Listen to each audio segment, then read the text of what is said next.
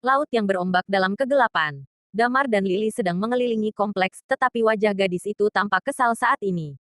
Melihat alisnya mengerut, Damar menghelakan napas lalu berkata padanya, Lily, karena generasi kita hanya anak tunggal, maka kita tidak mempunyai adik atau kakak. Dalam hatiku, aku selalu menganggapmu sebagai adik kandungku. Jadi aku memberitahumu sejujurnya, Tom benar-benar tidak cocok untukmu. Lily segera membantah, kamu jangan berkata demikian. Dulu kita memang sangat akrab, tetapi aku benar-benar tidak menyangka kamu akan melakukan hal seperti itu. Itu adalah pemerkosaan. Apakah kamu tahu aku difitnah seperti apa oleh teman SMP-ku setelah masalahmu itu? Damar terkejut dengan perkataannya. Pantas Lily begitu memusuhinya setelah dia kembali. Damar merasa tanpa daya. Dia menatapnya dengan serius. Lily, aku hanya menjelaskannya sekali lagi. Terserah kamu mau percaya atau tidak. Tentang kasus itu, aku tidak melakukan dan aku dijebak oleh seseorang. Aku kembali ke kota LH kali ini. Tujuannya untuk membuktikan aku tidak berdusta. Lily terheran. Kemudian dia menyeringai. Jelas dia tidak percaya pada penjelasannya Damar. Karena menurutnya, Damar tidak akan menghilang selama 9 tahun jika dia memang tidak bersalah.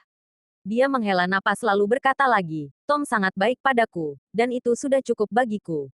Kamu jangan ikut campur dalam urusan pribadiku. Ibuku memang sedikit keterlaluan hari ini, makanya aku berterima kasih padamu secara pribadi.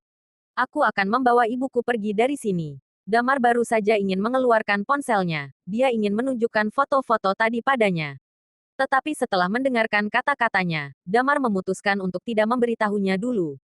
Dia tahu kalau dia menunjukkan foto tersebut padanya, sepupunya pasti tidak akan percaya padanya. Dan bahkan Lily akan mencurigai kelakuannya, dan menganggap Damar membuntuti Tom secara diam-diam. Mereka berdua terdiam untuk sementara, lalu Lily berkata padanya, aku sudah bicara dengan jelas, aku akan kembali dulu. Damar hanya bisa mengangguk dan melihatnya pergi. Setelah kembali ke rumah, Lily segera menarik ibunya yang masih marah-marah. Bu, sudahlah, Bu, kita pulang dulu saja.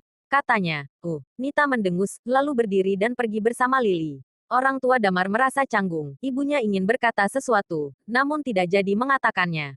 Setelah kedua orang itu pergi, ibunya memandang Damar dan berkata, Damar, jangan peduli pada perkataan tantemu. Ibu tahu kalau tantemu tidak bermaksud seperti itu. Dia hanya melampiaskan emosi.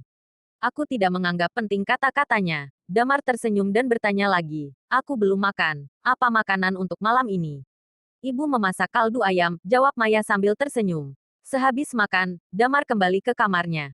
Dia mengeluarkan ponselnya lalu menelepon Binar. Panggilan itu terhubung dengan cepat. Binar bergegas bertanya, ada apa? Apa kamu sudah menemukan alamatnya Hengki? Tanya Damar. Si Hengki memang licik sekali. Binar berkata lagi. Total alamatnya ada di 3 tempat yang berbeda. Sebuah villa di Kompleks LS, sebuah bungalow di Kompleks Kayama, dan sebuah villa di Kompleks Sunsin yang dekat pinggiran kota.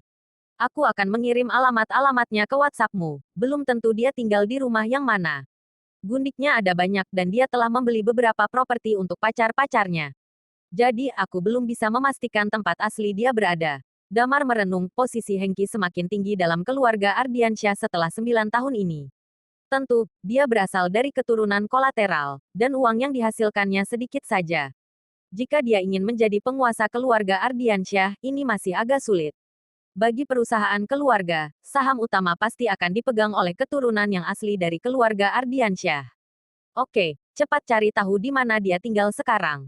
Oh ya, apakah kamu memiliki properti sekarang? Tolong pilihkan satu rumah untukku, pilih rumah yang agak besar dan interiornya yang nyaman. Kata Damar sambil mengerutkan kening. Tidak masalah, Binar berkata lagi. Besok aku akan menyuruh orang untuk menyiapkannya untukmu. Damar ingin memberi sebuah rumah sebagai kado untuk neneknya. Harga properti rumah di kota LH cukup tinggi, namun ini tidak apa-apa bagi Damar. Setelah itu, dia menyilangkan kaki untuk bermeditasi, dan dia telah masuk dalam zona spiritual. Saat ini sudah larut malam, kota LH seperti laut yang berombak dalam kegelapan. Dalam gelap gulita ini, banyak hal yang terjadi secara tersembunyi. Barbar tetap berpesta, anak-anak muda sedang bersenang-senang. Dalam kerumunan, Wadi mengambil sebuah belati di tangannya. Dia tersenyum lalu berkata, misi sudah selesai, akhirnya bisa kembali untuk tidur. Kemudian, dia meninggalkan bar tersebut. Pada saat yang sama, di daerah pinggiran kota LH yang di sisi lain. Tempat ini agak jauh dari lampu jalan, dan sekelilingnya penuh dengan kegelapan. Ada seorang gadis berambut pendek mengenakan seragam hitam, dan dia mengendong dua pedang panjang di belakangnya. Gadis itu mengeluarkan pedangnya dengan cepat. Dia menatap ke depan dengan serius dan pandangan matanya sangat dingin. Di seberangnya, ada belasan orang yang memakai pakaian yang sama dengannya. Mereka memegang pedang yang sama dan menatapnya. Di belakang orang-orang itu, seorang pria bule yang berambut pirang berdiri di situ. Hebat sekali. Gadis berambut pendek mencibir, kalian berani mengarahkan pedang padaku. Second, seorang pria gagah tiba-tiba berjalan keluar. Dia mengerutkan kening dan menatap gadis itu. Pria ini adalah Tirta. Dia berkata pada gadis itu, pria ini bukan orang dari Red Lotus, kamu tahu juga. Dia adalah. Aku tidak peduli siapa dia, kata Second dengan nada dingin. Kemudian, dia berkata lagi dengan pelan. Dia telah ikut dalam misi pengepungan kami pada 3 tahun yang lalu. Aku akan membunuh dia ataupun ayahnya, demi membalas dendam untuk Seven. Kamu mengikuti kita kembali ke Night Watcher dulu. Kita akan membicarakan dengan baik-baik kalau ada apa-apa. Tirta berkata sambil mengerutkan alis dan Damar pun sudah kembali ke Night Watcher. Aku tidak percaya. Second berkata dengan dingin, antara kalian menyembunyikan kebenaran saat itu, atau kalian membohonginya dan menyuruhnya untuk tidak kembali ke Night Watcher. Lalu, dia mengayunkan pedang panjangnya ke depan. Aku akan membunuh orang ini hari ini. Kalian semua tidak bisa menghentikanku. Katanya dengan dendam. Tirta tidak bisa menahan emosinya. Kamu, Damar, dan juga Seven adalah tentara yang diajar olehku.